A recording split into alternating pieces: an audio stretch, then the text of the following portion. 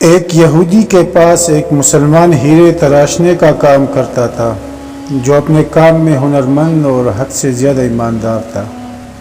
یہودی اس سونار کی کاریگری سے بے تحاشا نفع کمانے کے باوجود اسے مناسب معاوضہ ادا نہیں کرتا تھا، جس کی وجہ سے وہ بمشکل اپنے گھر کا خرچہ پورا کرتا تھا۔ یوں ہی کام کرتے کرتے اس نے عمر گزار دی۔ اس کی بیٹی جوان ہو گئی، وہ اپنی قلیل آمدنی میں سے کچھ بھی جمع نہ کر سکا۔ بیٹی کی شادی کے لیے سونار کاریگر نے یہودی سے کچھ رقم بطور ادار مانگی۔ کروڑ پتی یہودی نے رقم دینے سے معذوری ظاہر کر دی۔ سونار اپنی قسمت کو برا بلا کہتا ہوا گھر لوٹ گیا۔ رقم ادار نہ ملنے پر بیوی نے سخت ناراضگی اور تانوں کے تیر برسا کر الگ استقبال کیا۔ پریشان حال بیچارہ ساری رات سوچتا رہا اب کیا ہوگا۔ دوسرے دن وہ دکان پر کام کے لیے نہ گیا۔ بعد میں یہودی سونار کے بلانے پر جب وہ دکان پر پہنچا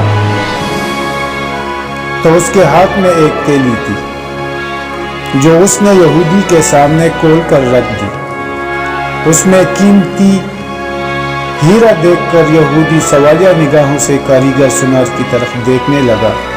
کاریگر بولا، مالک یہ ہمارا خاندانی ہیرا ہے، اسے بیچنے کی اجازت نہیں ہے، آپ اسے گروی رکھ کر مجھے کچھ رقم ادار دے دیں، میں آپ کو رقم لوٹا کر اپنا ہیرا واپس لے لوں گا۔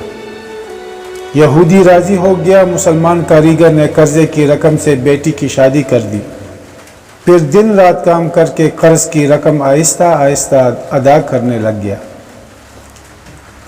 قرضے کی آخری قسط ادا کرنے کے بعد مسلمان کاریگر نے اپنے ہیرے کا مطالبہ کیا۔ یہودی نے وہ ہیرا لا کر اس کے سامنے رکھ دیا۔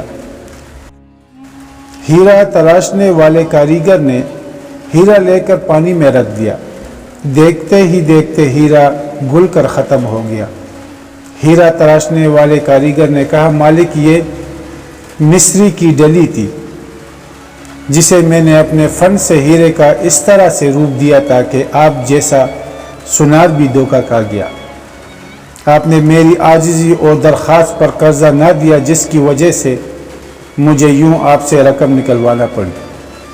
میں مسلمان ہوں اس لیے باغا نہیں، آپ کی پائی پائی ادا کر کے سرخرو ہو گیا۔ افسوس کہ آپ نے میری قدر نہ کی، اس لیے ملازمت چھوڑ کر جا رہا ہوں۔ کاریگر یہودی کو پریشان چھوڑ کر چل دیا۔